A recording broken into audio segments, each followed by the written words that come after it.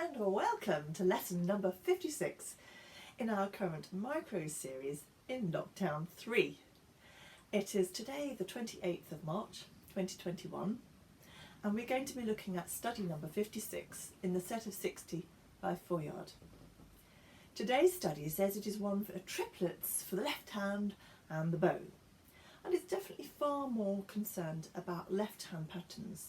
Lots of lovely arpeggios in both the low registers and the high ones, and some really elegant string crossing of broken chords as we come down with an octave and 10th range in sort of bars 20 onwards. I'll give you an example. This little spot where we actually move the hand up in block shape.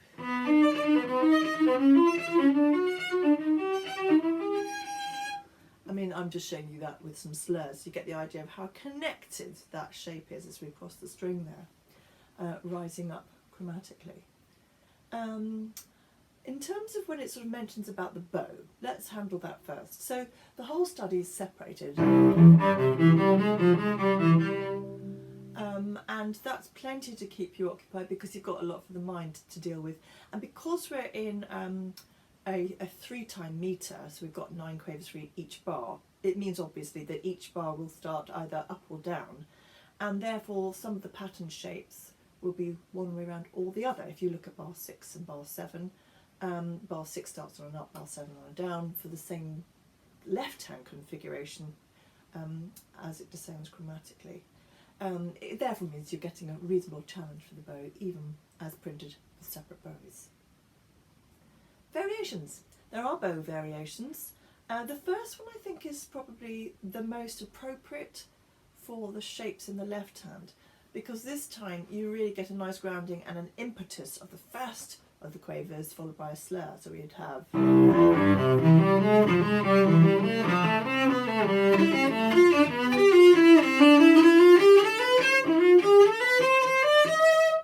and you get the idea. It's a good pull on each of the first of each third of each of the triplets there.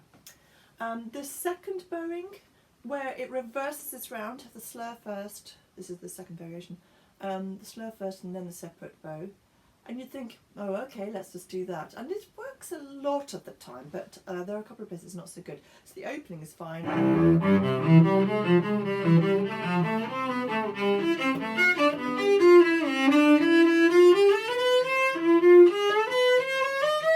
And there are places there in bars 4 and bar 5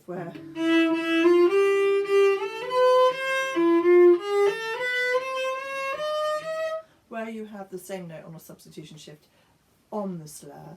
It's a slightly different thing that you're dealing with, and that's the only place where it might feel a little bit uncomfortable. And then the third variation of bowing, really it's a sort of a separation, but always where you get the first beat on a down. So we'd have, it's like the first variation but articulated. You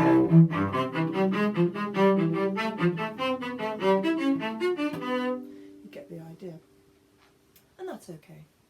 I think my favourite of those variations is the first one.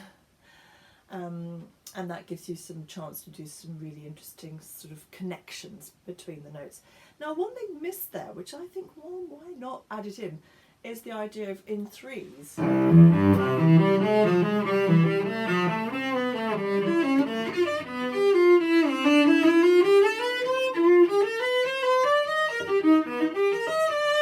And that way you are actually doing each of the groups of 3 in the correct direction, whether that's down or up.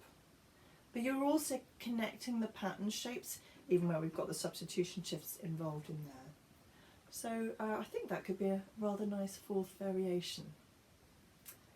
Now, the left hand. It's really all about the left hand. And, you know, initially it's fairly straightforward, although being careful of the clarity and precision.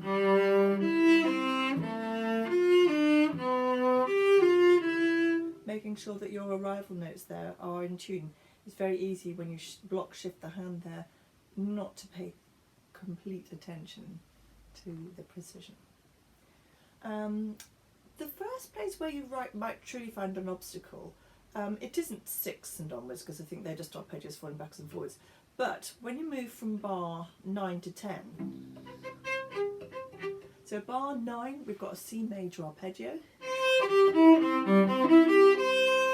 Now the tip here is because you're about to go to A major is that if I can see I've left my second finger on the E here on the D string, leave it there, stretch forward for the C sharp, bring my thumb close.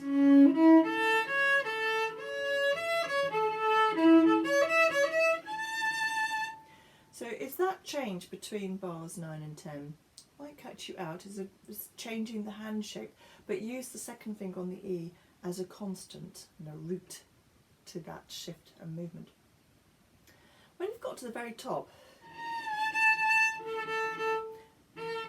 this is where it's surprisingly close. Everything's incredibly close for this next bar. It's so tiny. And then you have to do a substitution shift going back. Another substitution shift.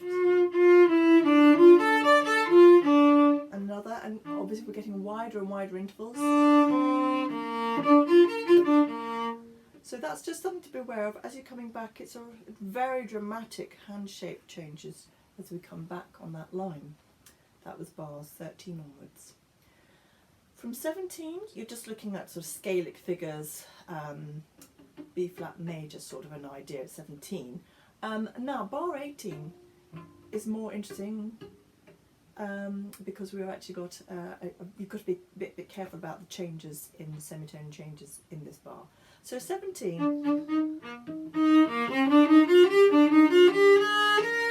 the A flats come in there. Now, my first finger's currently on a G natural. Push it back for G flat, semitone shift. So that one bar, little bridge passage bar, may cause you a little bit more thinking than some of the other bars. Now the following one that we've just arrived at is another point of interest in terms of solutions. Now the first 3 fine. Now for me, I really like the solution in this arpeggio of going 1 on the B, 3 on the F sharp and 2 side by side for the perfect fifth. And that way my third finger is ready for a nudge shift forward to a G, nudge shift back for A sharp and back to the B. And that is perhaps the most awkward bar. Just to make sure we have that really nice and clean. And that solution will help you with fluency.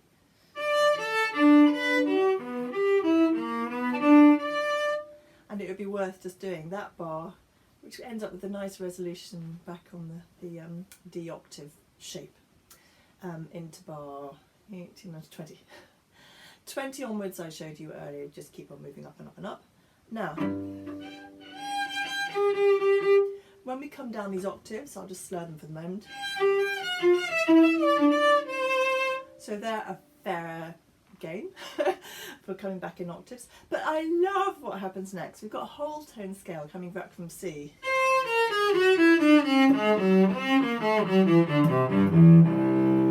Absolutely gorgeous. What a lovely way to end. You know, it's one of my favourite studies. I think it's a really beautifully written study.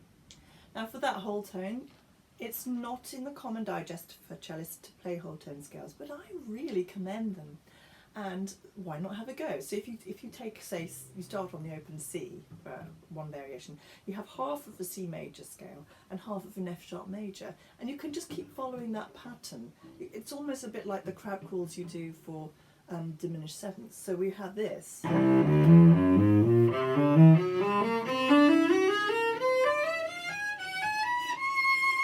Something like that.